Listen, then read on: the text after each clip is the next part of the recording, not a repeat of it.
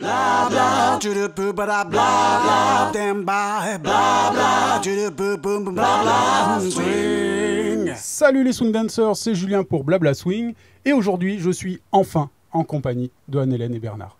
Est-ce que vous voulez bien vous présenter? Salut, moi c'est Bernard. Salut, moi c'est Anne-Hélène. Alors je sais pas, qu'est-ce qu'on peut dire? On vit à Toulouse, on a une école de danse et puis voilà. Et puis on donne des stages un peu partout dans le monde, en Lindy, Balboa et Blues. Ouais. Ça va faire un beau programme.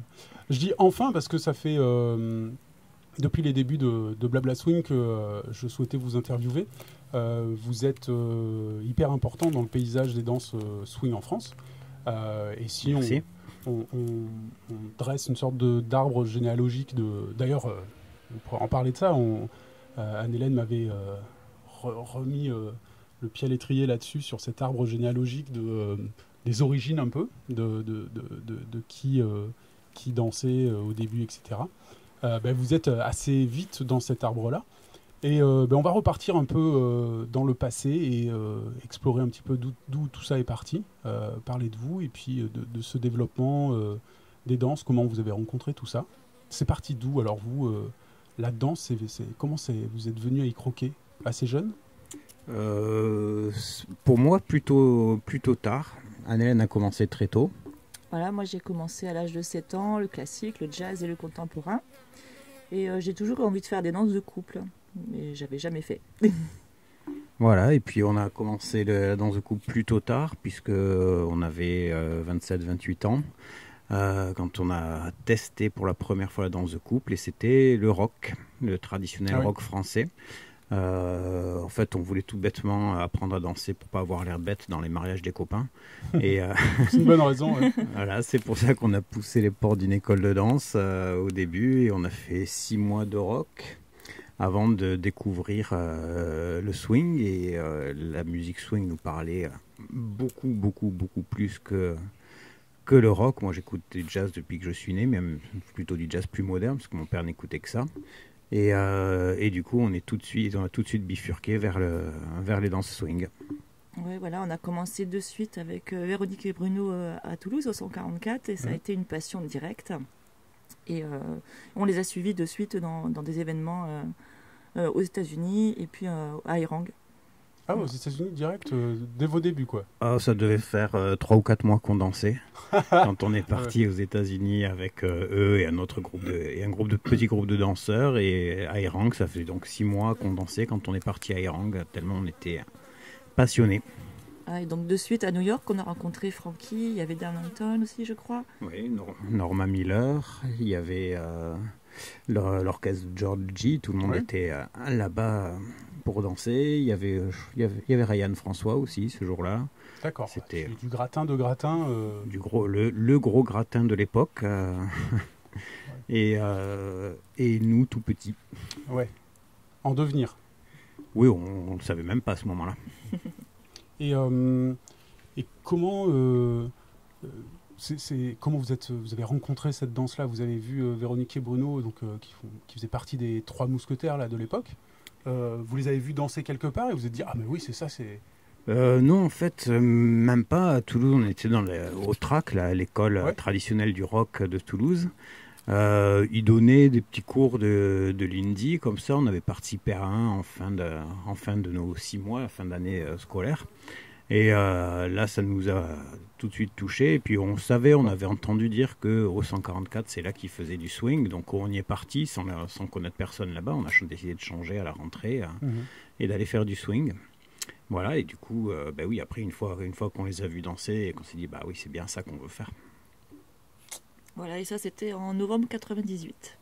Waouh 97. 97. 17. Parce que j'ai vu que Luc a publié il n'y a pas très longtemps une affiche de Frankie Manning à l'université de Toulouse. C'était en 93, je crois. Non Oui, la toute première fois qu'il est venu en France, je crois que c'était là. Je suis pas sûre que c'est la première fois qu'il soit venu en France, Frankie. On a du mal à trouver ce truc-là. Il y avait la Biennale de Lyon, je sais plus, c'est oui, 90, 91, un truc comme ça, ou 92, je sais plus. Où il y avait Frankie qui faisait une conférence et il y avait déjà pas mal de gens qui avaient vu Frankie là-bas. D'accord, ah ouais. Là, je pense que c'est Franck Balbin qui avait un peu tilté dessus et qui avait attirer un petit peu tous les Véronique et Bruno et Gilles et Myriam qui leur en avaient parlé, essayer de leur mettre les pieds à l'étrier. Enfin, vaut mieux leur demander à eux. Eux connaîtront mieux les dates et les détails. J'ai pu interviewer quasiment tous les mousquetaires, sauf encore Véronique et Bruno. Un jour peut-être. Il y aura la triade au complet. Et alors depuis, le temps a passé et vous avez fait plein de choses. On va reparler un peu de ça. Monter une structure, donc le Studio Hop, monter des festivals, monter des stages, faire des compétitions, des équipes. Ça fait beaucoup de choses. Ouais, on est un petit peu entier quand on fait un truc, on le fait à fond ou on fait pas. Là, on est passionné, donc on y était à fond. Ouais. Et voilà, c'est le hasard qui nous a poussé un petit peu à aller enseigner, parce que c'était pas du tout ce qu'on souhaitait faire au départ. Enfin, on n'y avait même pas songé. On avait tous les deux un métier de toute façon, donc c'était juste notre loisir, même si on était à fond dedans. Ouais. Mais voilà, on avait arrêté de danser au 144 parce qu'Anne-Hélène avait été enceinte, notre 3e enfant. Donc on avait fait un petit break et puis quand on est revenu, au lieu de reprendre les cours collectifs, on était reparti faire un petit peu des stages à droite à gauche. On est parti partout en Europe, aux États-Unis, Canada pour aller se former. Se former. On n'avait pas de but à ce moment-là, on allait juste s'amuser, danser, apprendre quoi. Bien sûr. Voilà, et puis à force, comme on avait un petit niveau, des gens nous ont demandé d'enseigner. On n'a pas forcément voulu au début, puis après on a dit ok, on va essayer. Et puis on a essayé, alors je ne sais plus en quelle année, ça doit être 2001 je pense. Et on a essayé dans une petite association qui s'appelle Passe au Rock à Toulouse. Ouais. Et le premier cours, ça a été waouh, c'est génial, c'est ce qu'on veut faire, quoi. Ouais. On adorait déjà donner des cours. Ouais, je pense que c'était en 2000, puisque là on donnait ces cours en bénévole dans une association. Une petite association de quartier. Et puis, comme c'est en 2001 qu'on s'est installé, qu'on a pris le statut de prof en libéral. Donc, ouais, c'est là que vous êtes lancé en tant à temps plein, on va dire. Oui, en fait, tout bêtement, parce que cette asso ne faisait que les cours débutants, ne faisait pas de cours intermédiaires. Et puis après, elle redirigeait les élèves vers des écoles. C'était vraiment pour faire découvrir un peu toutes les danses. Et nos élèves ont dit non, on veut continuer avec vous, il faut que vous ouvriez des cours. Alors on a ouvert un cours pour eux. Voilà, et puis comme ils voulaient que leurs copains en fassent aussi, on a dû ouvrir un cours débutant. Et puis petit à petit, on a ouvert toute la soirée entière, puis le deuxième soir, puis le troisième soir. Et puis on s'est dit, en fait, on peut en vivre. Et du coup, on a arrêté ce qu'on faisait à côté, on n'a fait plus que ça. Ah ouais, c'est quand même une grosse décision, j'imagine, à prendre quand ça arrive. Vous le sentiez sûr, quoi? Ouais, c'est une grosse décision si tu pars, si tu décides de le faire et de tout arrêter. Nous, ça s'est fait petit à petit, progressivement, sur 2-3 ans. Moi, j'ai dû arrêter en 2003 de travailler. Anne-Hélène, elle était en congé parental, donc de toute façon, elle avait déjà arrêté de travailler. Et puis voilà, donc ça s'est fait petit à petit, naturellement. Après, il fallait juste décider, soit on arrête la danse et on prend nos métiers parce qu'on n'a pas le temps de tout faire, et soit on arrête nos métiers, on continue la danse, et puis là, c'était pas tellement dur de choisir. D'accord. ça paraît, à vous écouter, pas être une montagne... ça l'a pas été pour nous, ça nous semblait naturel. Ouais. C'est chouette, parce qu'il y en a pour qui, quand on se lance... c'est aussi teinté d'angoisse, de montagnes à franchir. Est-ce que ça va marcher suffisamment, etc. Ouais, l'angoisse, c'était pour nos parents plutôt. C'est ça, ouais. Nous, non, on n'a pas angoissé. C'était normal, ça coulait. C'était quoi leur réaction? Quoi, la danse? Mais non. Oui, c'est un peu ça, ouais. C'est un petit peu ça.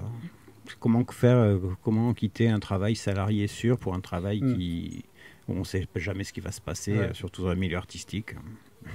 Ouais, un peu de folie. Mais t'es fou, tu vas tout lâcher. Oui. C'est un peu ça, même s'ils n'osaient pas trop le dire, j'ai su après que certains n'endormaient pas. Ok, donc du coup, vous avez monté la structure Studio Hop, c'est à peu près là? Oui, alors au début on était juste en libéral, puis Alors au début on a monté la Cave Swing, c'était une association. Ah oui, j'ai entendu parler. Et la Cave Swing, elle avait vraiment pour but de faire quelque chose de général sur la France, et on avait la Gazette du Swing, on avait un site web qui répertoriait toutes les écoles en France, tous les événements, les stages en France, en Europe, et donc la Gazette qui était envoyé tous les mois, je crois, c'est ça? Où il y avait des histoires, des interviews. C'était le Facebook un peu ce que de tu l'époque, fais, quoi. en fait. Ouais. Ouais, c'est ça. Et elle organisait aussi, il y avait le Bar Swingona, où on allait tous au Ouais. Bar Swingona, et on avait organisé un gros bus qui partait de Toulouse pour aller là-bas. Donc on devait D'accord. être une cinquantaine, quelque chose comme ça à peu près. Hein. Oui, c'est ça. Nous, on enseignait par notre activité libérale et l'asso était vraiment, ne donnait pas de cours. Elle s'occupait juste d'essayer de diffuser le plus possible le swing. Ouais.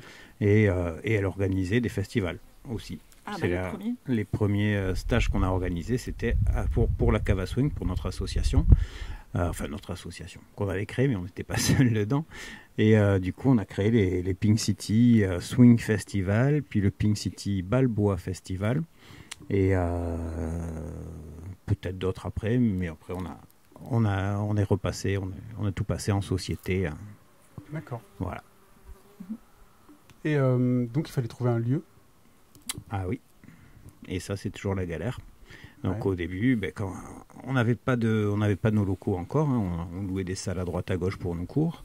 On n'avait rien, donc avec les mairies, avec des salles privées qu'on devait louer, etc. Ouais, ça, c'est le plus gros combat de l'organisation de stages Et le cours.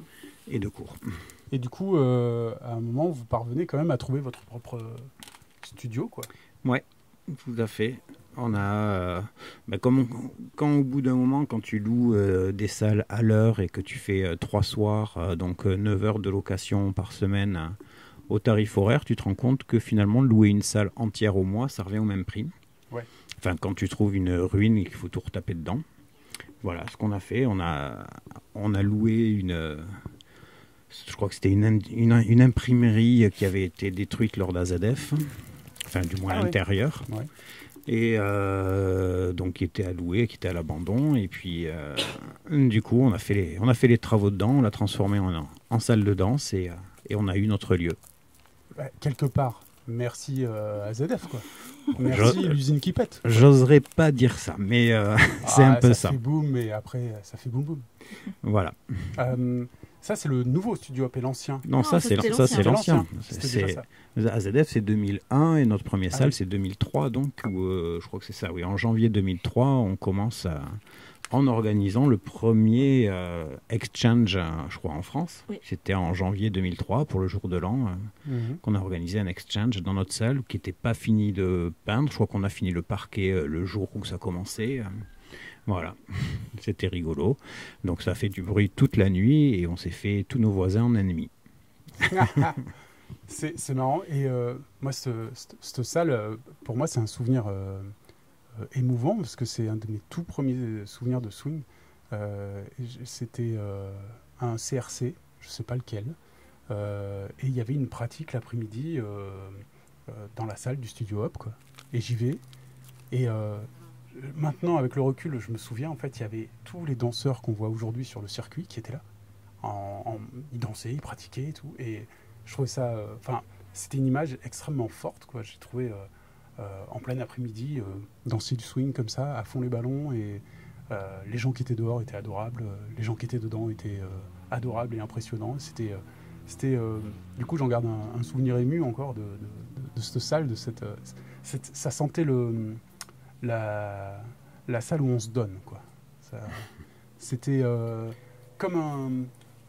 comme les boxeurs qui sont attendris par une salle qui a une âme particulière et qui a une odeur, etc. C'était un peu ça, quoi. C'est sympa, mais bon, merci, ça ne nous rajeunit pas. On a l'impression d'être les vieux de la scène. Non, c'était il n'y a pas si longtemps, mais c'était dans mes premières années. Donc, ça doit être autour d'une dizaine d'années, un peu moins, quoi. Peut-être il y a 8 ou 9 ans, mais c'était vers là, quoi. Ouais, c'est un tout petit peu plus, parce que je crois que ça fait 9 ans qu'on a notre nouvelle salle. Donc, Ah ouais, alors c'était vraiment il y a 10 ans, quand j'ai vraiment commencé au tout début, quoi. Ouais. Et donc après, il y a eu l'autre salle. Comment c'est, le nouveau studio actuel, comment s'est fait la volonté de changer? C'était une nécessité, un besoin pour faire plus de cours? C'était un peu une nécessité, il fallait qu'on s'agrandisse. Enfin, on avait beaucoup de demandes et puis on pouvait plus, la salle devenait trop petite. Ouais. Et puis voilà, on a trouvé un nouveau lieu qui était juste à côté, à 500 mètres de la salle qu'on avait. qui était à vendre. On a pu acheter notre salle et refaire tous les travaux parce que là aussi c'était une salle à l'abandon. Là c'était pas AZF mais c'était le four à pain du boulanger à l'intérieur qui avait explosé. Tout explose à Toulouse. Oui c'est ça. Ça explose juste avant qu'on arrive. Ah bah en plus. c'est parce que vous mettez des briques partout, ça crée des fours géants et puis. C'est ça. Voilà. Et voilà, du coup, on a trouvé ce lieu où on a pu faire 2 salles de danse, une bien plus grande que celle qu'on avait, puis une deuxième plus petite en étage, et qui a permis de continuer à développer le studio. Ouais. Et alors Balboa, on a lâché le mot tout à l'heure. Votre rencontre avec cette danse, elle s'est faite en même temps que le Lindy Hop, un peu plus tard? Comment ça s'est fait? Moi, c'était quasiment en même temps, peut-être à quelques mois différés. Mais on l'a rencontré, on a vu le Balboa la première fois, sûrement dans les stages de Cathy Gilbert, je crois, Bernard. Et après, on a fait des stages et aussi Véronique et Bruno donnaient des petits stages au 144. Mm-hmm. Oui, à l'époque, en fait, dans les stages chez Cathy Gilbert, c'était Rob et Diane. Oui. Qui donnait toujours un testeur de Balboa. Donc on faisait ça sans savoir réellement ce que c'était. On ne savait pas que c'était une danse à part entière à l'époque. Je crois qu'on mélangeait le Balboa à notre Lindy. On pensait que c'était une petite part du Lindy. On ne savait pas trop ce que c'était en Europe. Il n'y a pas encore vraiment YouTube, le développement, Facebook, tout ça, ça n'existe pas. Voilà, pour situer comme on est vieux. Et comme on ne pouvait pas tellement savoir réellement ce que c'était. Ouais, en fait, le changement pour nous, le déclic, c'est 2001. C'est quand on va en juillet 2001 à Montréal, où il y a le premier stage qui est lié au Festival de Jazz de Montréal. Et c'est la seule fois qu'il a existé, ce festival. Et là, on rencontre Sylvia Sykes, il y avait Steven, il y avait Bill... Non, il n'y avait pas Steven, il y avait Bill Borgheda. Ouais. En tout cas, il y a Sylvia Sykes. Et donc, nous, on a fait tous ces cours. Ouais. On a fait des cours privés avec elle, parce qu'on voulait savoir ce que c'était. Bah là, normalement, après ça, vous saviez à quoi vous aviez affaire après ça. Ah ouais, non, mais c'était énorme parce qu'elle nous disait des noms de variations et on comprenait rien. On se disait, bah non, en fait, on savait pas qu'il y avait tous ces noms. Et c'était incroyable, quoi, les pas de base et tout ça. Et tu peux raconter la petite histoire du cours de Lindy avec Sylvia? Ah oui, mais parce que même aux États-Unis, le Balboa était en voie de développement. Ça restait quelque chose de tout petit et on était en fait dans un cours de Lindy à Montréal. C'était un stage d'une semaine. Avec Sylvia qui tout d'un coup demande vous voulez que je vous fasse faire du Balboa? Toute la salle dit oui. Alors elle dit vous ne le dites pas aux organisateurs. Elle a fermé la porte et fait un cours de Balboa à toute la salle parce que tout le monde était intéressé par ça, alors qu'elle était censée enseigner le Lindy seulement dans ce stage. Ouais.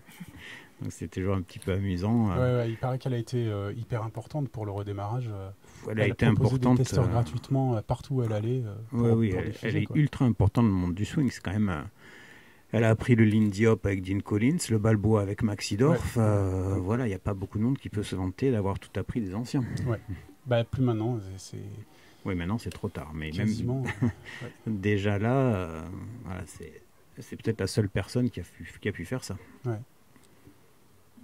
Et elle devait être là cet été. Je devais y aller. Un jour. Et alors...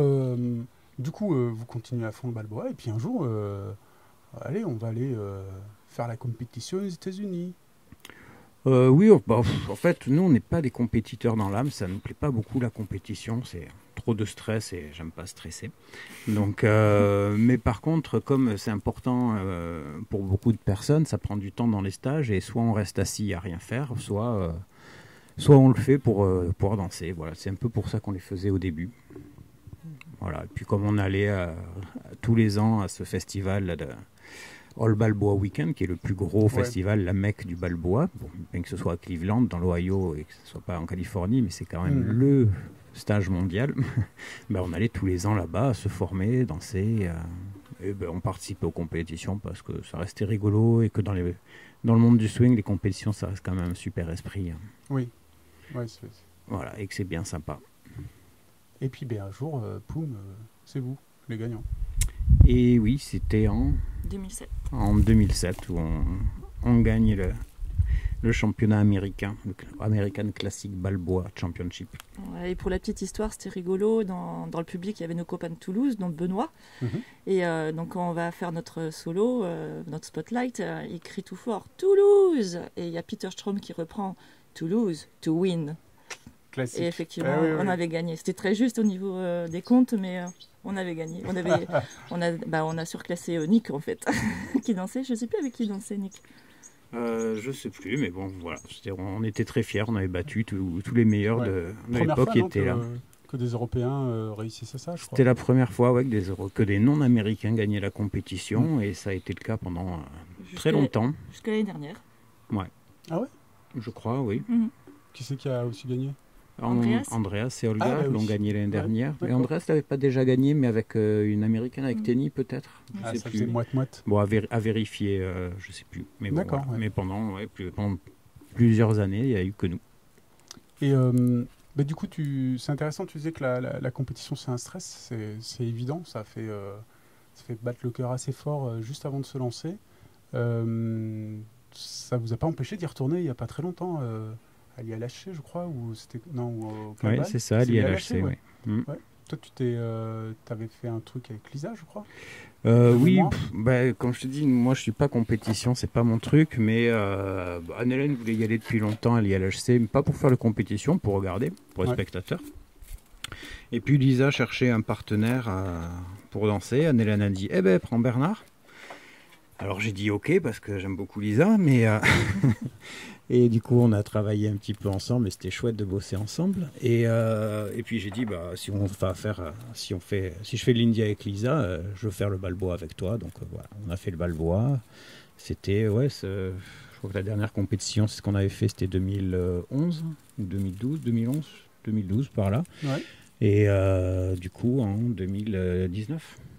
Ouais, 2019, 7 ans plus tard, j'ai accepté d'en refaire une. Ouais, c'est rigolo de se remettre en selle comme ça, c'est chouette. Ouais, c'était rigolo, mais voilà, j'ai vu que j'aimais pas. Tu voulais être sûr, en fait.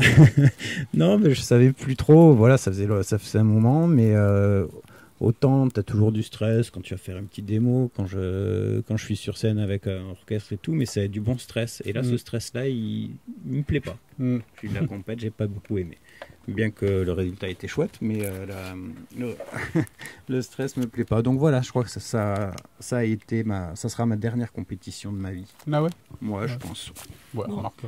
Après, quand même, on stresse pas trop non plus, parce que quand on prépare les compétitions, nous, c'est juste 2-3 variations qu'on va placer. On y part en social, donc on n'a pas le stress de la chorégraphie qu'on peut faire. Oui, c'est sûr que c'est pas... Non, c'est juste le stress juste avant de passer.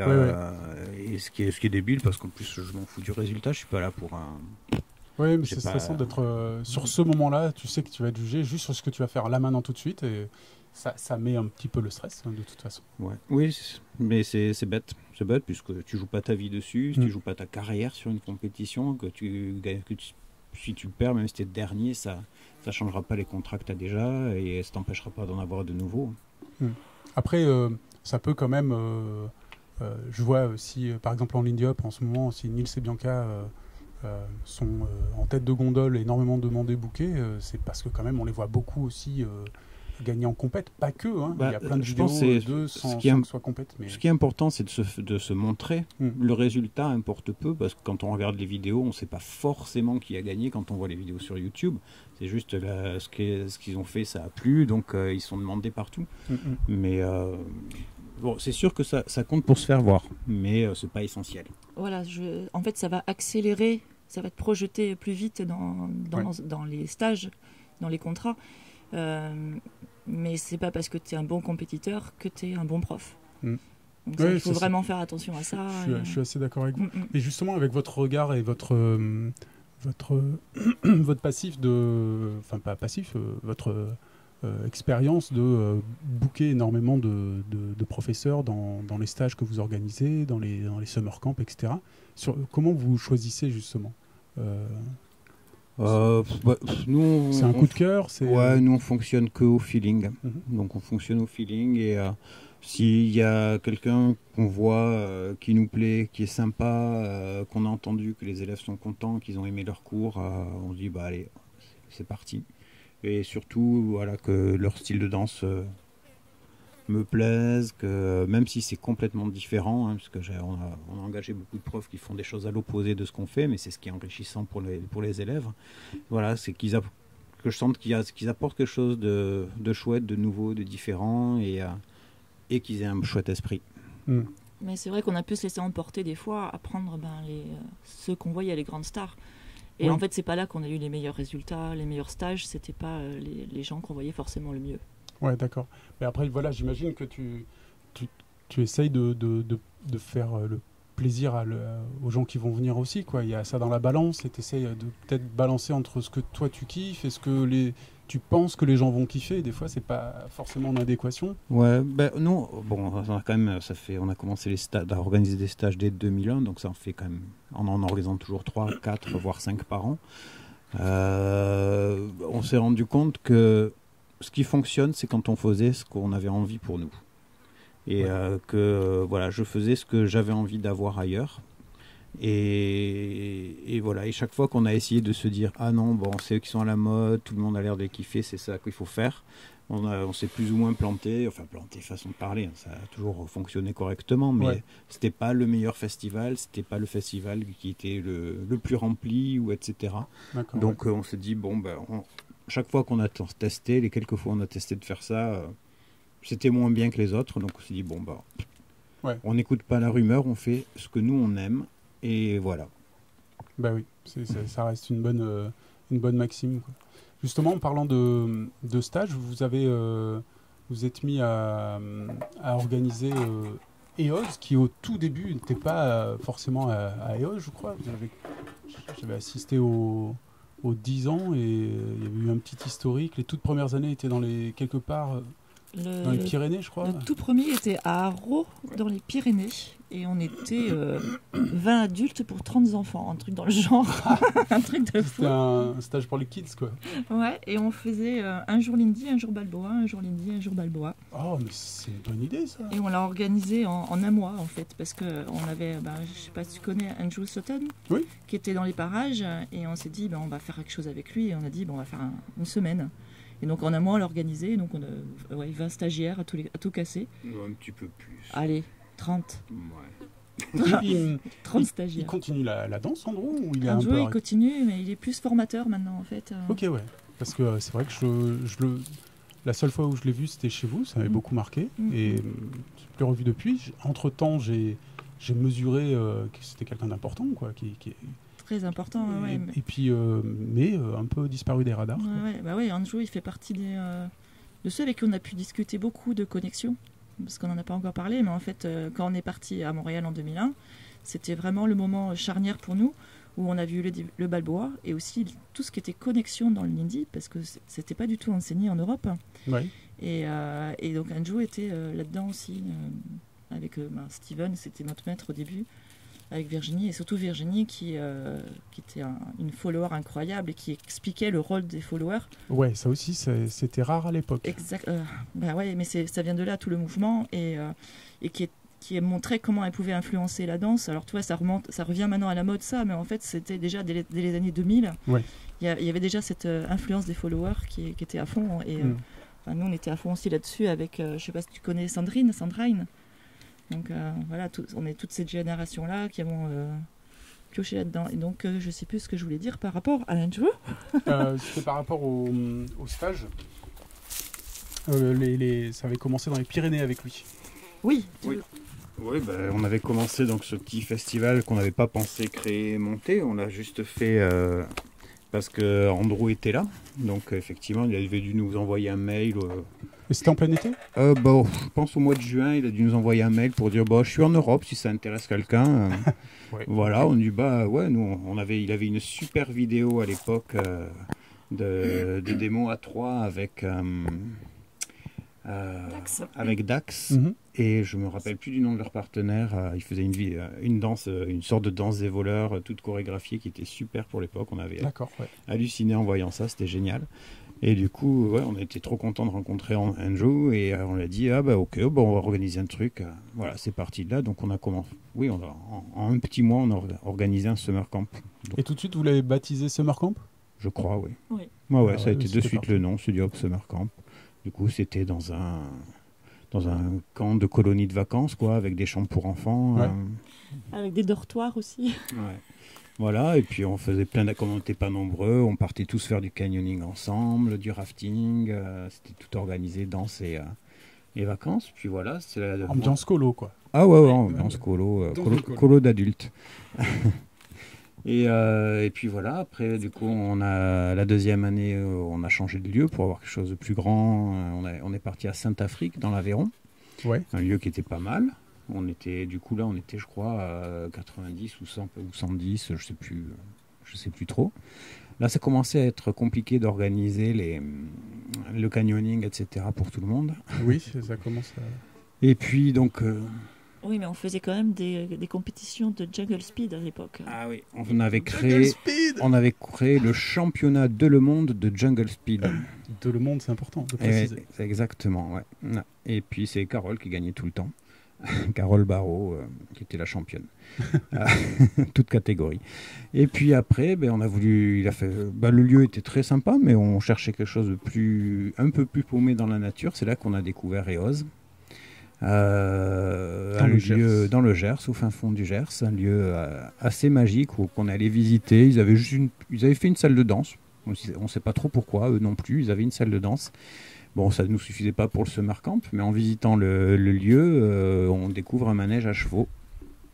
600 mètres carrés avec du sable partout. Et là, il y avait genre 40-50 mètres carrés de parquet parce qu'un cirque s'entraînait.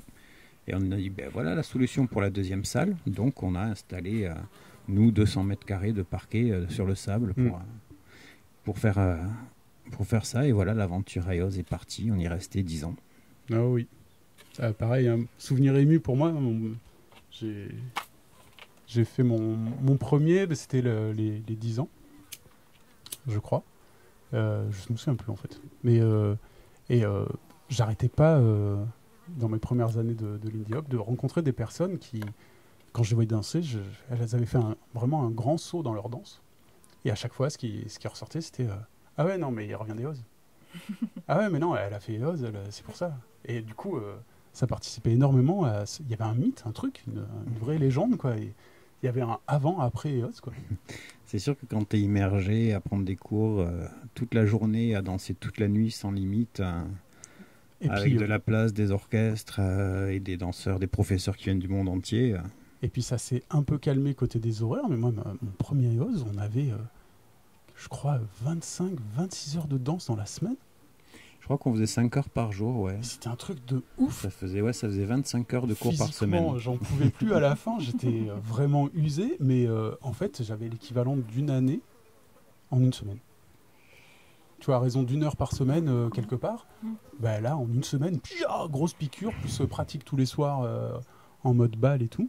Waouh, c'était effectivement, on faisait des grands sauts dans la danse. Il y avait des choses qui se délitaient qu'après, quoi, ça se décoinçait, quoi. Ouais, depuis, on a calmé un petit peu. On fait que 3 heures par jour parce que c'est déjà pas mal si tu veux profiter de danser jusqu'au petit matin. Ouais, et clairement. Et c'est un bon choix, je pense. C'est bien. J'étais plus jeune, je pouvais encaisser. Maintenant, je pourrais plus 5 heures, enfin pas sur toute la semaine. C'est vrai que tu es bien plus âgé que nous. Non, mais pas beaucoup moins. Et l'idée de faire des orchestres live tous les soirs, c'était venu très rapidement. Dès les premières années, c'était ça ou pas? Non, pas tout de suite. Pas tout de suite parce que il faut que le stage soit assez gros parce que financièrement c'est quand même un gros poste. Qu'on a toujours voulu que notre festival soit un prix abordable et ne monte pas trop. Donc c'est pas en augmentant les prix qu'on a fait venir les orchestres, c'est en ayant un peu plus de gens. Même si on a toujours limité à 250 le nombre de participants par semaine, il fallait avoir quand même les 250 personnes pour payer les orchestres tous les soirs. Surtout que dans le swing, c'est que quand même 6-7 musiciens par orchestre à chaque fois. Ça monte vite. Donc c'est pas les mêmes tarifs qu'un petit duo ou trio. Ouais. Ouais, mais ça c'était une grosse volonté. On voulait le côté vraiment festival. On a des DJ qui sont vraiment géniaux, mais un orchestre en live, c'est quand même autre chose. Ouais. Ah, puis c'était... moi, tous les summer camps que j'ai fait, à chaque fois, il y avait tout le temps eu du live tous les soirs, et D'ailleurs, ça s'est répandu un petit peu après. Tous les autres festivals proposaient aussi ce truc-là, alors que c'était pas forcément le cas tout le temps. Bah, sur les festivals de week-end, mais je crois que sur les festivals de semaine, je sais pas si beaucoup d'autres festivals ont des orchestres tous les soirs. Mais c'est ça que je voulais dire. C'est juste sur les week-ends, ouais. Et même les festivals d'une semaine, j'en ai vu qui ne faisaient pas ça avant et qui se sont mis à le faire aussi, à avoir du live tous les soirs, petit à petit. Peut-être en voyant ce succès-là, ou en ayant goûté, et en se disant « Putain, c'est trop bien, il faut aussi le faire ». Et tant mieux si ça inspire d'autres. Vous êtes très inspirant. On a évoqué le nom de Steven Mitchell tout à l'heure. Moi, j'aimerais revenir un petit peu sur l'importance qu'il a eue, parce que il me semble qu'au Summer Camp, justement, on avait eu une discussion sur le fait qu'il avait changé votre danse, particulièrement sur le... Ça permet de faire la jonction peut-être un peu plus avec la danse blues, que moi je connais très très mal. Mais qu'est-ce que vous pouvez nous dire là-dessus? Juste pour info, peut-être pour les auditeurs qui connaissent pas très bien Steven Mitchell, si vous lisez la bio de Frankie Manning, c'est quand même le monsieur qui l'a sorti de sa retraite. Oui, c'est lui aux États-Unis qui a redécouvert l'indie, qui est devenu l'ami personnel de Frankie Manning, formé par lui, et ils étaient très très très amis. Donc c'est un monsieur qui aujourd'hui doit avoir 70 ans, donc voilà, il danse depuis qu'il est né, il danse depuis toujours, il a fait toutes les danses, il avait un niveau extraordinaire, c'était un chanteur fantastique. Oui. Aussi, si on mélange James Brown et Fats Waller, voilà, on a la voix de Steven. Artistiquement, c'est un monsieur extraordinaire. Bon, malheureusement, il a disparu de la scène parce qu'il a fait quand même de très très grosses bêtises pas pardonnables. Exactement. Et donc il a quitté la scène, mais nous, il a eu une forte influence sur notre danse, effectivement, avant que toutes ces histoires se sachent. Ouais. Et c'est lui quand même qui a découvert, avec son partenariat avec Virginie, quand ils ont commencé à danser ensemble, c'est eux qui ont découvert un petit peu tout ce qui se passait dans la connexion, la relation entre les leaders et followers, et c'est eux qui ont développé ça. Et c'est grâce à eux que la danse est passée de petites chorégraphies qu'on enchaînait en soirée à du vrai lead and follow. Et comme disait Hélène tout à l'heure, l'influence des followers, comment les leaders peuvent réagir à ce que fait la follower, ou le follower, pardon.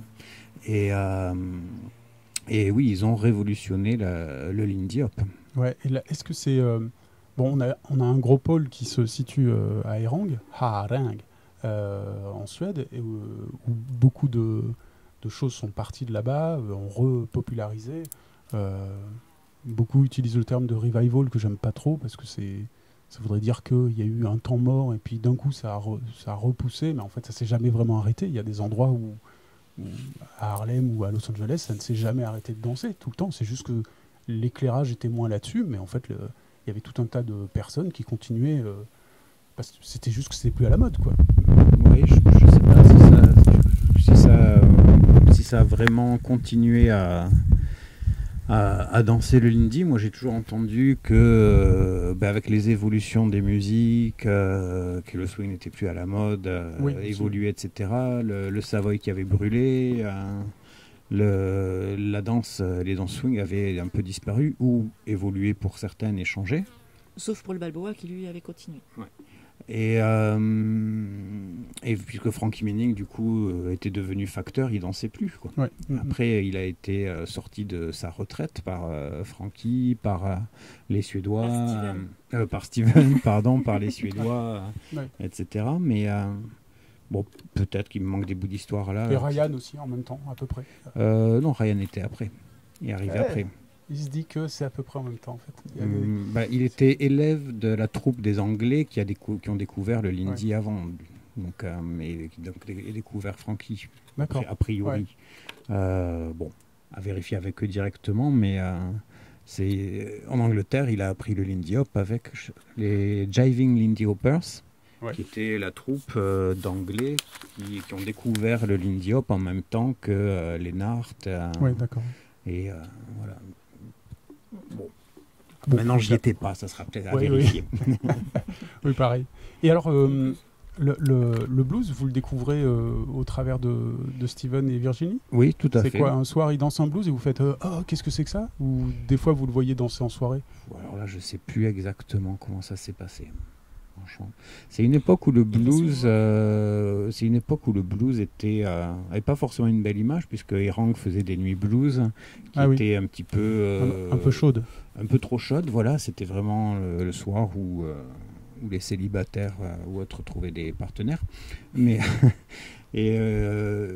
mais voilà, Steven, lui, l'enseignait, je pense qu'il devait faire des testeurs et des choses un peu comme le Balboa au début. Et comme il a un passé où il a fait aussi beaucoup de danse de salon, du tango et plein de choses, il avait ce feeling de danse lente aussi, et puis une culture... c'est un Afro-Américain, donc il a quand même ça dans le sang. Il nous a dit, depuis qu'il est né, il est à l'église avec toute sa famille à chanter, danser, c'est naturel pour eux, quoi. Et c'est ces musiques-là qu'il influence, avec lesquelles il est né et qu'il a vécu. Donc voilà, le blues, c'était quelque chose de relativement, le blues en danse, naturel pour lui. Et du coup, sur toutes les musiques lentes, son Lindy était complètement influencé par ce feeling blues. Je me souviens avec maintenant. un bounce différent, avec le bounce du blues dans son Lindy, avec des passages collés de blues. Et voilà, depuis toujours aux États-Unis, il faisait des stages de blues. Il avait fait des DVD ou des cassettes à l'époque, des cassettes vidéo. VHS. Après, pour la petite histoire, Steven et Virginie, la première fois qu'ils sont venus en France, c'était 2001 pour le Pink City Swing Festival. Ou peut-être 2002. Le premier festival de Balboa qui a lieu en Europe, c'était 2002 aussi. Ah ouais, donc c'est et très je récent. pense que le premier, ou peut-être le deuxième, parce que Jay avait fait un petit festival, un petit stage de blues avant nous. Mais autrement, la première fois qu'on fait venir Steven et Virginie en blues, ça doit être 2003, un truc comme ça. Si. Au pire 2004. Je n'ai plus de souvenir de ça. Et du coup, ça a été le coup de cœur. Vous avez voulu apprendre à faire ça avec eux ou... Oui, c'était aussi passionnant que le Lindy et le Balboa, donc il n'y avait pas de raison de laisser ça de côté. On adorait, et puis moi je faisais déjà, quand j'étais gamin, je jouais du blues déjà avec ma guitare. Donc oui, forcément, déjà la musique c'était mon truc. Donc oui, on a foncé dedans comme dans le reste. Et du coup, tu as une perche. Tu as repris aussi l'instrument là il y a plusieurs années, et tu as concrétisé le rêve de beaucoup de danseurs de la danse, repasser à la musique ou passer à la musique et faire les deux, quoi. Oui, j'avais arrêté de faire de la musique pour la danse. On n'avait pas trop le temps de tout faire avec trois enfants, même un métier au départ et tout, puisque je jouais ne m'intéressait plus trop à ce moment-là. Alain veut dire quelque chose? En fait, je voulais que tu racontes quand on est parti à Erang la première fois, justement, que tu as vendu ta guitare pour aller à Erang. C'est vrai, j'avais oublié ça. J'avais ramené des États-Unis parce qu'en fait, pour notre lune de miel, on était allé à la Nouvelle-Orléans. On était déjà passionné de musique, mais là, on était à la recherche du blues. À ce moment-là, on n'était pas du tout danseurs. Et j'avais ramené un dobro, ces guitares métalliques très spécifiques qui n'existaient pas en Europe, qui n'étaient pas importées en Europe. Il n'y avait que des gens les ramener des États-Unis où on n'en trouvait pas dans les magasins, c'était impossible. Donc j'avais cette guitare pour le slide guitare bien blues, bien traditionnel. Et comme je jouais plus, pour pouvoir aller à Erang, j'avais vendu ma guitare. Pour payer les billets d'avion. C'est grandiose. Bon, depuis, j'en ai racheté un. Ah oui, vengeance. Mais et voilà, donc du coup, j'avais arrêté la musique pour la danse. Et à force d'engager des orchestres, ça me démangeait quand même de jouer. Puis les enfants étaient assez grands pour retrouver un peu de temps et rebosser. Du coup, ça doit faire 5-6 ans que je me suis remis à la guitare, en changeant de style par rapport à ce que je faisais. Et voilà, et j'ai eu la chance d'avoir des musiciens super sympas qui ne voulaient pas me donner de cours, mais qui me disaient si tu veux apprendre mieux, on fait un groupe ensemble, et comme ça on t'apprendra. Voilà, un super guitariste de jazz manouche qui voulait bosser sa contrebasse, il m'a dit on monte un groupe, je donnerai les conseils à la guitare et moi je bosse la contrebasse. Voilà, donc j'ai eu cette chance-là Ouais, c'est pas mal ça. d'être en groupe dès que j'étais débutant, et voilà. Donc voilà, D'accord. depuis, ça grandit. Voilà, je rentre dans mon troisième groupe maintenant, et voilà, ça se développe et j'adore ça. Ouais, puis Mais ça pas plus, je l'aime pas plus que la danse, j'aime autant. Ça va faire quelque chose d'arriver à une soirée, de faire quelques danses, puis de monter sur scène pour à nouveau, à son tour, faire danser les autres. Ça doit être waouh, quoi. Ça, pour moi, c'est juste mon rêve réalisé, quoi. J'enseigne la journée, je fais les concerts le soir. Entre les sets, je danse, et puis voilà. Et puis il y a 2 autres soirs où il y a d'autres orchestres dont je profite. Et puis aussi, tu expliques la musique avec des mots de danseurs et pas avec des mots de musiciens. C'est vrai. C'est vrai, juste du coup j'ai un peu j'ai les connaissances qu'il faut au niveau musique, mais comme je suis danseur avant ça, voilà, j'explique. Je sais expliquer les choses sans mettre des mots que les gens ne comprennent pas. Ouais. Comme les musiciens qui ont leur vocabulaire trop ancré. Très spécifique, ouais. Ou des fois on peut nager. Moi je suis encore là-dedans où je... Hein, quoi? Je comprends pas. Quoi. L'Asie. Parlons un peu de l'Asie. Vous êtes parmi les premiers Européens à aller être là-bas, à y rester, à s'y intéresser. Beaucoup y sont passés parce qu'ils avaient un engagement là-bas, un week-end, un contrat. Mais vous y êtes resté longtemps, vous y êtes intéressé, tu es resté, t'as des gigs de 6 mois à Shanghai, des trucs comme ça. Ouais, t'exagères un tout petit peu, mais... C'est pas ça?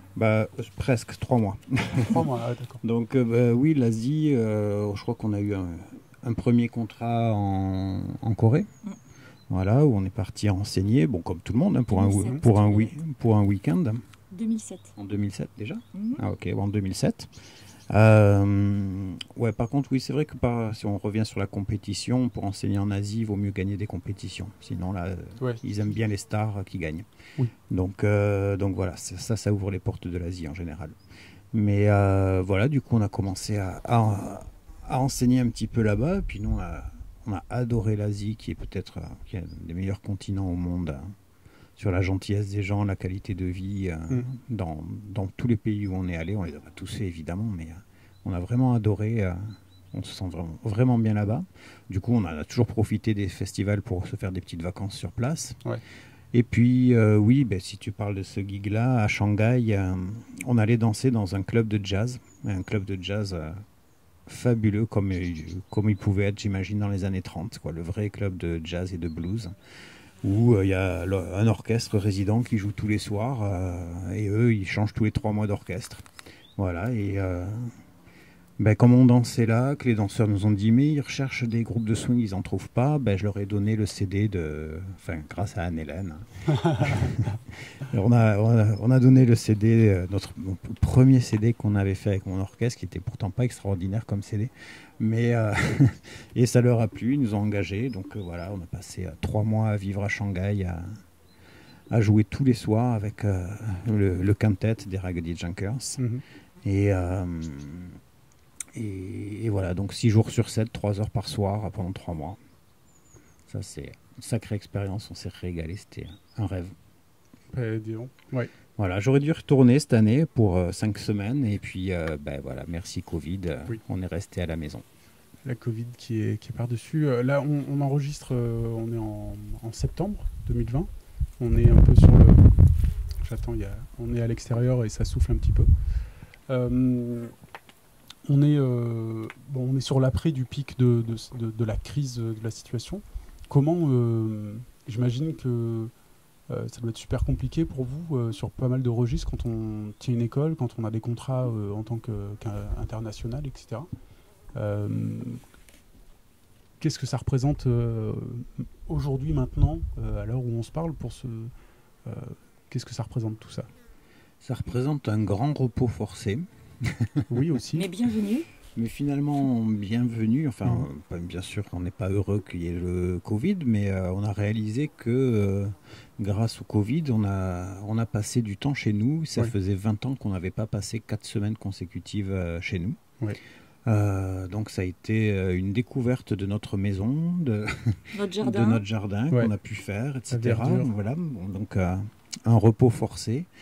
Oui, c'est dur parce que notre passion, c'est quand même de danser, de faire de la musique, et que tous les contrats ont été annulés, tous les concerts ont été annulés. Ouais.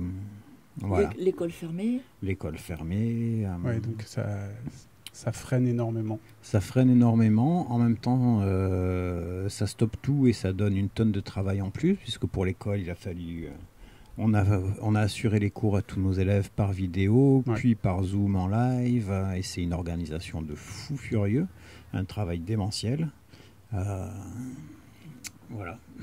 Et du coup, est-ce que vous estimez que ça s'est avéré être payant d'avoir fait tout ça? Est-ce que vous avez réussi à garder votre cheptel d'élèves ou il y a quand même une déperdition? Il y a une déperdition. Je pense que partout, en fait, le phénomène doit se retrouver à peu près partout. Hein. Bon, on a regardé à peu près parce qu'on n'est pas très chiffre, ça nous plaît pas beaucoup, on n'aime pas ça, mais on avait, il y a 15 jours, on était à 20% de moins que les années précédentes d'inscription. Donc c'est pas catastrophique, on a de la chance, mais c'est sûr qu'il y a une déperdition. Il y a plein de gens qui ont la santé un petit peu fragile, qui vont pas revenir tant qu'il y a ce problème, ou qui vivent avec des personnes, qui s'occupent de leurs parents qui sont un peu âgés et qui veulent les protéger, donc ils vont pas revenir prendre des risques. Ouais, il y a aussi ceux qui ont pas envie de mettre des masques, qui en portent toute la journée et qui veulent pas en mettre pendant leur loisir, ce qui est compréhensible, donc ils veulent attendre. Voilà, là, en ce moment, il y a plein de raisons. On a aussi des gens qui viennent pas parce qu'ils attendent des tests, le résultat de leurs tests. Tu vois, donc on a reçu 8 mails comme ça fait presque 16 personnes en fait. Et plus ceux qui ne nous ont pas dit.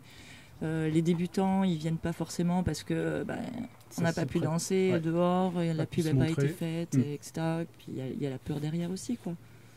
Ouais, donc redémarrage, pas sous les meilleurs auspices, mais au moins ça peut redémarrer, quoi. Ça redémarre correctement. Je m'attendais à pire, donc ça va. Et on va juste prier pour qu'il n'y ait pas un deuxième confinement, parce que là, ça pourrait être catastrophique, fatal. Alors là, je veux dire aussi que nous, on a la chance d'avoir notre salle, mais les associations qui dépendent des mairies, elles ont les salles qui sont fermées, donc elles ne peuvent pas reprendre. Donc là, c'est vraiment dur pour eux. Oui, le feu vert est très compliqué à obtenir, suivant les régions en plus, où là, c'est en train de s'orienter vers des différences de régions. Ouais, ok. Et, autre sujet, rien à voir. Je passe du coq à la choucroute. Ça fait quoi de voir votre fiston Edgar se mettre à la danse et s'y mettre bien? Parce que je me souviens, moi, des premiers Oz où je le voyais derrière le comptoir avec Charlie et il était un peu en mode j'ai les bras croisés et moi, je danse pas. Il était plutôt comme ça, quoi. Ça fait plaisir puisqu'on n'a jamais essayé de forcer nos enfants à faire de la danse, même s'ils savent tous danser. Charlie était un très bon Lindy Hopper, il était dans notre troupe. Edgar voulait pas danser, mais bon, quand il essayait, il se démerdait vraiment très bien. Et puis, c'est l'amour qui fait ça. Il a rencontré une danseuse et il n'a pas trop eu le choix, il a fallu qu'il s'y mette. Bon, là, il est vraiment tombé amoureux du balboa. Et je le félicite s'il m'écoute. Parce que, bravo, parce que c'est pas grâce à nous, c'est grâce à toi et Céline. Ouais. Bon, et ça va, il nous a demandé plein de conseils, il regarde toutes nos vidéos. Mais c'est un gros bosseur non plus. Je plaisante, c'est un gros bosseur, il est doué. Et il m'a confié que, en tant que leader, tu étais un de ses modèles. Of course. Bon, là, je suis un peu fier. Ah ouais. Je sais que c'est un peu compliqué pour lui parce que il a le nom Cavazza, donc forcément. Je sais bien. Il a souvent des réflexions. Mais c'est normal que tu y arrives parce que pensent que Cavazza, et c'est pas vrai, quoi. Ça peut l'aider pour écouter la musique, justement. Ça, c'est cool, mais au niveau des cours, c'est quand il nous a demandé qu'on a pu l'aider un petit peu, mais pas plus que d'autres, en fait. Ouais. Mais c'est d'autant plus impressionnant parce qu'il a vraiment fait une ascension assez fulgurante et méritée. Enfin, ça lui sourit un peu partout avec Céline. Ils sont en train d'être vraiment des noms qui comptent, quoi. Il est doué et très bosseur, donc ça va vite. Et il a une follower expérimentée. Un peu, oui. Ça aide. Ouais, et moi j'ai eu une période un peu compliquée, enfin un moment compliqué, c'est à Balboa the Promenade quand il a fait la compétition et que j'étais juge dedans. Ah bah oui, porte-à-faux. Et donc je me suis dit, mince, comment je vais juger mon fils, c'est vraiment compliqué. Et puis je crois qu'il était le premier à passer avec Céline dans les spotlights. Et là j'ai même pas pu marquer quoi que ce soit, j'étais en fait sur le cul vraiment de ce qu'ils faisaient tous les deux. Et en même temps super fière et tout, donc j'ai rien marqué sur ma feuille, je pouvais pas. Donc j'ai attendu de voir passer tout le monde et puis moi je l'ai mis premier et à la fin en fait j'ai carrément chialé parce que c'était hyper émouvant de voir son propre fils réussir comme ça. Ouais, c'est un bon moment. Et tous les juges l'avaient mis premier. Et tous les juges l'avaient mis premier, Ouais. donc là j'étais waouh, incroyable. Ok, ouais. Mais il n'y aurait pas dû y avoir un truc genre bon mais sur celle-là tu participes pas et tout pour être impartial et tout quand même pour juger la compétition. En fait, on s'est pas posé la question. Je crois même pas qu'Olivier et Natacha on n'en a pas discuté. Mais c'est vrai que j'ai hésité quand même à un moment donné à le faire. Et puis je dis non, je vais essayer quand même, c'est intéressant. Et puis Sylvia, ça lui pose pas de problème de juger Nick en compétition alors qu'ils sont partenaires tout le temps. Donc je vois pas pourquoi les autres pourraient et pas nous. Oui, bien sûr. Voilà, nous on est honnête, impartial. Bon, moi j'ai réussi pour le moment d'éviter de juger quand il dansait. J'ai pas eu à le faire, voilà. Mais en même temps, voilà, quand Hélène l'a mis premier, tout le monde l'avait mis premier. Elle n'était pas la seule. C'était pas parce que c'est son fils qu'elle l'a mis premier, parce qu'il avait fait une super danse. Ah oui, clairement. Mais justement, là, en parlant de ce rôle aussi que parfois on peut avoir quand on est des profs internationaux comme vous, à savoir juger des compétitions. Sur quoi est-ce que des fois on vous donne des critères sur lesquels se reposer ou on vous fait confiance en tant que personne, l'individu que vous êtes et tout, on fait confiance à vos critères de jugement et est-ce que des fois ça arrive que dans certaines compétitions on vous dise ben là on aimerait bien vous fassiez plutôt un focus sur la technique, là on aimerait bien plutôt un focus sur le partnership, plutôt sur jamais il y a... Non, j'ai jamais eu de consigne, on fait ce qu'on veut. Par contre, nous, on en a donné dans nos stages, on a donné des conseils à des profs, des juges. Oui, mais pas... Non, c'est pour qu'ils jugent un peu comme nos valeurs quand nous jugent. Oui, nous ce qu'on aime, c'est la musicalité, la technique, la relation leader-follower. Voilà, donc on essaye. Et puis surtout que quand on fait un Strictly qui est censé être improvisé, ceux qui font décorer, non. Oui, d'accord. Ouais. Voilà, les patterns qui sont déjà... Les seules consignes qu'on a données, c'est que quand c'est une danse en impro, on ne veut pas avoir de la choré. Oui. Sinon, tu fais un classique, un showcase. Un showcase, un classique, oui. Après, si on parle de mes jugements, moi, je fais très attention au rôle de la follower, des followers, dans ma façon de juger. C'est-à-dire que si je vois pas les followers, c'est qu'il y a un problème dans la relation entre les deux. Oui.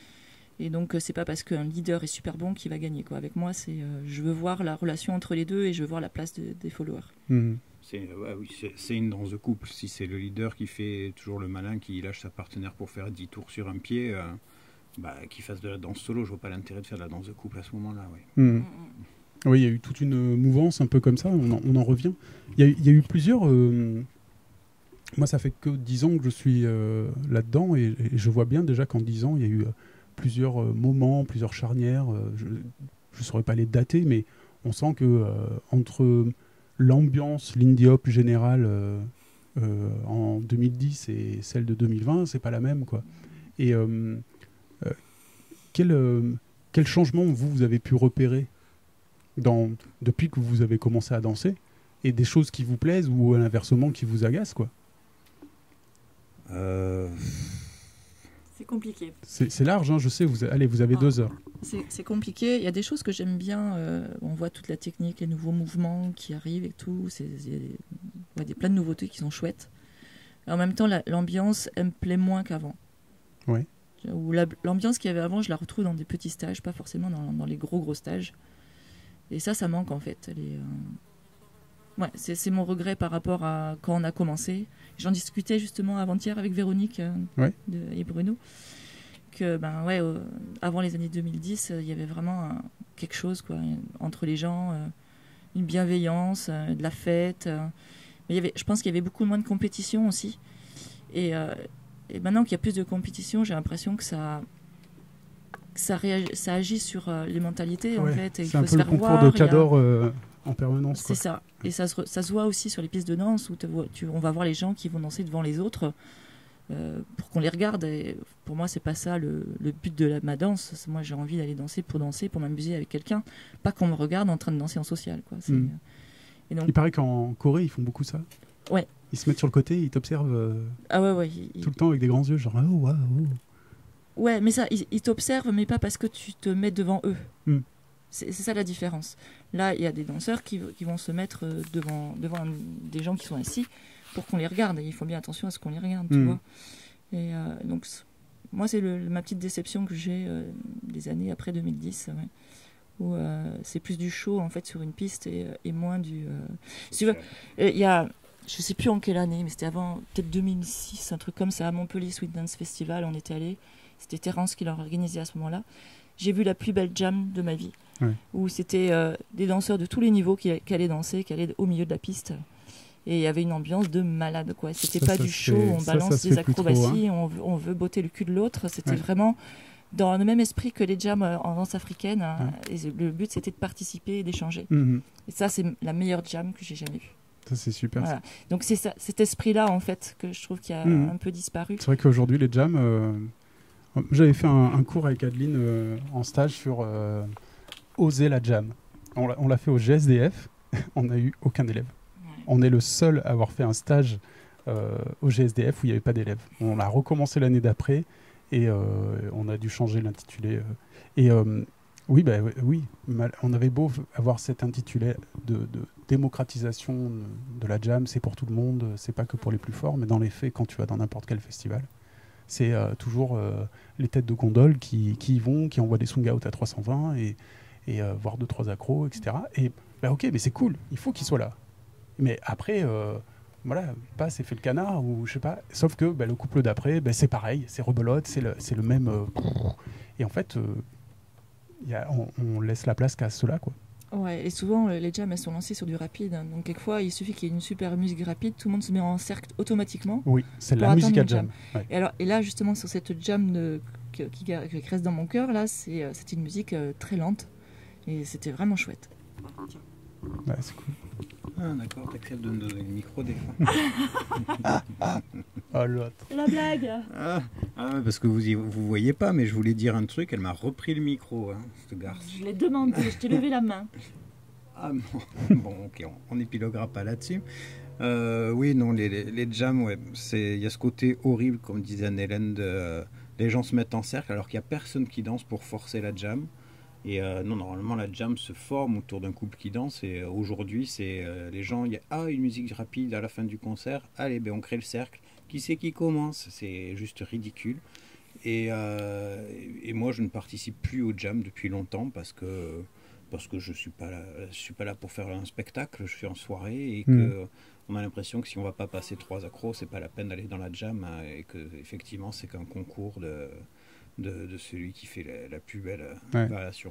Et on a même entendu de la part d'un danseur, tu rentres dans une jam pour botter le cul de celui qui est passé avant toi. Il a dit avec ces mots-là, en anglais, mais il a dit ça. Et j'ai dit, c'est ça pour toi la jam, j'irai plus jamais, moi j'y vais pas pour ça. Et il y a ce truc aussi à avoir peut-être du côté des musiciens, qui il y a aussi un peu la course à l'échalote avec les orchestres de swing, où tous essayent d'être les meilleurs possibles, etc. Et pour laisser une empreinte peut-être durable dans l'esprit des gens, la dernière chanson, souvent, ils envoient un peu le steak et tout ça. Ils font tous ça. Mais c'est les organisateurs et les danseurs qui leur ont demandé de faire ça. Peut-être. Moi, si. Parce que c'est devenu systématique, quoi. La fin d'un concert, c'est rapide. Généralement, les gens forment un cercle. Ça fait une jam qui est pas naturelle, et puis on y va. Un moment, ça dure trop longtemps, on s'arrête, on se tourne vers les musiciens, tout le monde fait la Java vers les musiciens, et parfois les musiciens font une toute dernière rappel où ils descendent dans la fosse avec les musiciens en acoustique, quoi. Et Et ça, à un moment donné, tous les stages où j'allais, c'était tout le temps comme ça. C'est comme, à la fin de Spotlight de Jack and Jill ou de Strictly, systématiquement, tout le monde reprend en 3 swing-out. C'est cool, c'est joli, mais ça va, on peut faire autrement, on peut faire autre chose, non ? Une fois qu'on est à nouveau tous en all skate, avec le même décompte au même moment, le public qui crie, tout. C'est devenu, en fait, ce que je veux dire, c'est ce que je pointe du doigt là et que je critique un petit peu, c'est que c'est devenu des automatismes et non pas des choses qu'on vit de manière vibrante. Et du coup, ça devient une routine, comme on prendrait le métro, le boulot et le dodo, quoi. Et du coup, ça perd de sa magie, ouais. Bah oui, puis ce qui est dommage aussi avec ça, c'est que du coup, le dernier morceau du concert est interdit aux débutants, aux intermédiaires. Ouais, aussi, voilà, tout le monde s'arrête. Même s'il n'y a pas de jam, comme l'orchestre va jouer un truc super rapide. Et là où je dis que c'est les danseurs qui ont demandé, et les organisateurs pour le spectacle, que ce soit ça, c'est que moi je sais que les musiciens de mon orchestre, quand on prépare les playlists de ce qu'on joue, eux ils n'ont pas envie de mettre un rapide à la fin. D'abord ils sont crevés à la fin du concert, surtout les soufflants, hein, tous les trompettes, saxos, trombones, ils sont morts de fatigue, ils ont mal aux lèvres à la fin du concert, donc ils n'ont pas envie d'envoyer du steak à la fin. Ils ont envie de faire un bon morceau qui groove, les morceaux qui les fait triper, et c'est plutôt un tempo moyen lent qu'ils auraient envie pour finir. Ouais. Et c'est le morceau rapide, c'est la technique, c'est le machin, c'est pas là où les musiciens s'éclatent forcément le plus. Donc c'est la demande pour le spectacle, pour le show, qu'il faut faire le morceau qui explose tout à la fin. Voilà.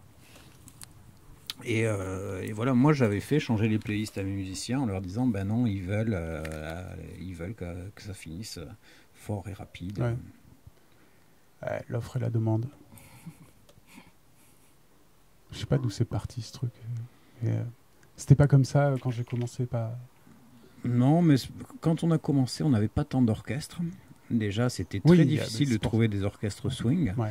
On était plus sur la mode du New Orleans et il y a des musiciens de jazz ne faisaient pas de swing parce que le Lindy c'était tout petit et que le swing n'intéressait plus personne.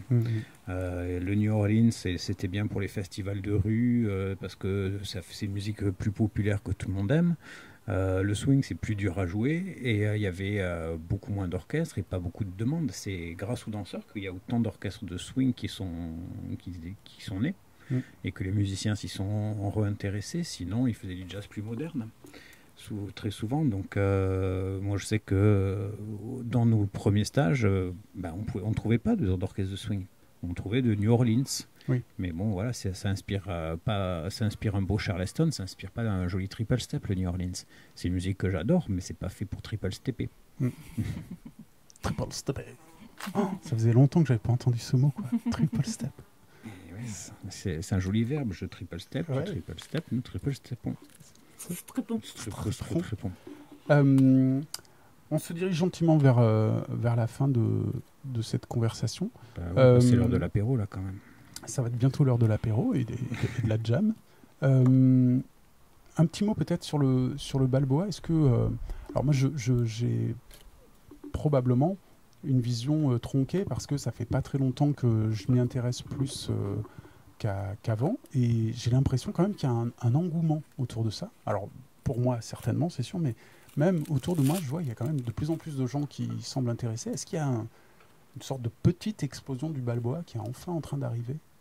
Je vais pas dire que c'est une explosion, c'est que ça monte régulièrement en fait. Donc il y a plus de monde maintenant qu'il y a 10 ans.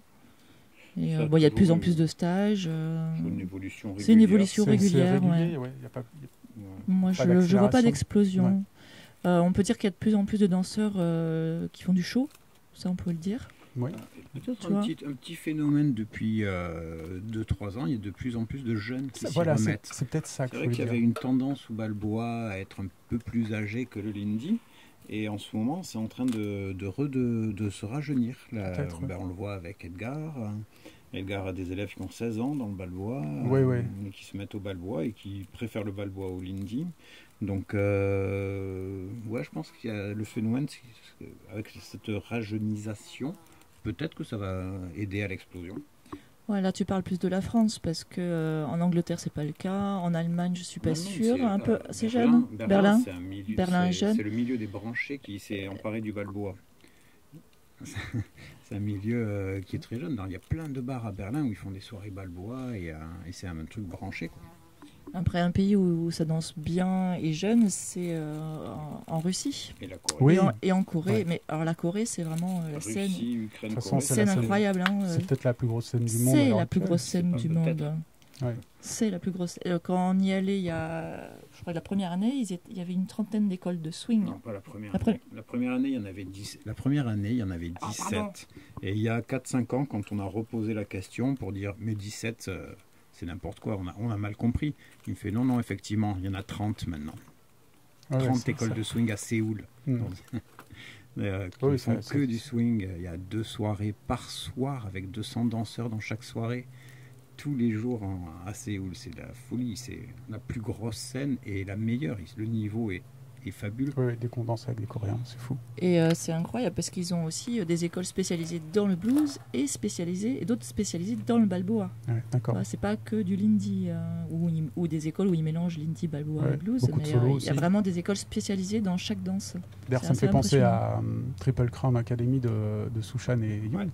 Merci beaucoup d'ailleurs de les avoir fait venir dans vos summer camps. Moi, j'ai eu une vraie claque avec ce couple de danseurs.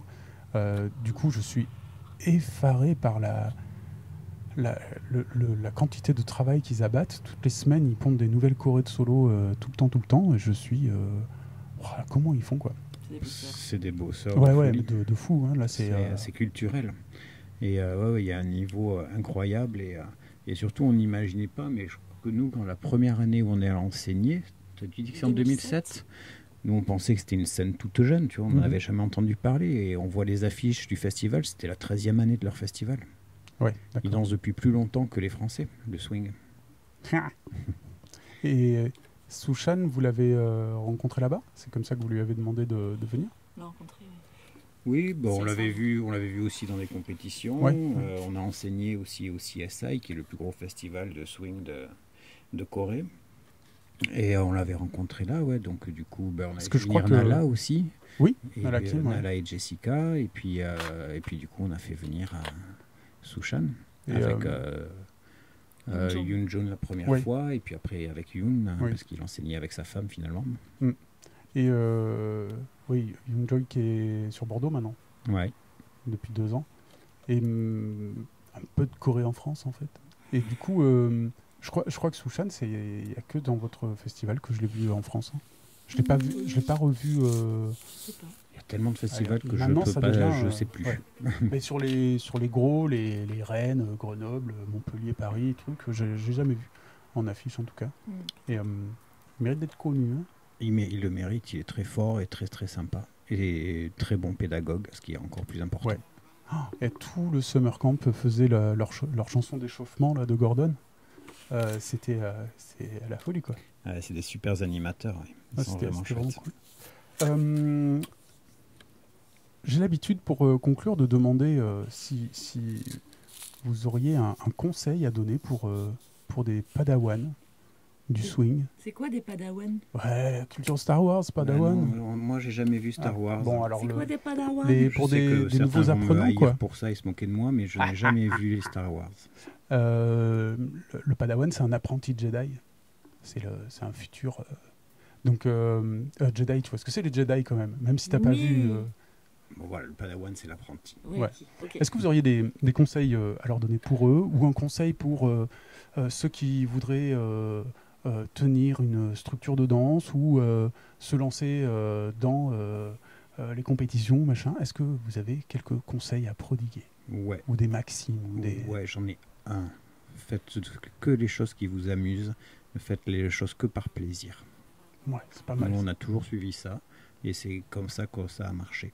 On n'a jamais compté, calculé. Je déteste ça. Donc voilà, faites ce que vous aimez. Prenez tout ce qui vous plaît à droite, à gauche, partout. Ne restez pas ancré dans un seul truc, dans un seul style. Voilà, faites tous les stages que vous pouvez pour vous éclater et apprendre le plus possible. Mhm. Oui, j'ai rien à rajouter. Merci Bernard. Hein. Excuse-moi d'être parfait. Bon, merci beaucoup en tout cas d'avoir. Ça faisait depuis le lancement de Blabla Swing que je souhaitais vous interviewer. On avait évoqué il y a déjà longtemps une idée de faire un documentaire vidéo, mais c'était très compliqué, enfin beaucoup plus lourd. Donc je suis ravi que vous ayez répondu à l'appel. Merci beaucoup. On va aller à l'apéro. Mais merci à toi, c'était très sympa. Ouais, merci à toi, c'était cool. Et puis à très bientôt. Ah bien, bah tout de suite. Hein. Blah blah swing, blah blah swing, blah blah swing, blah blah swing, blah blah swing, blah blah swing, blah blah swing.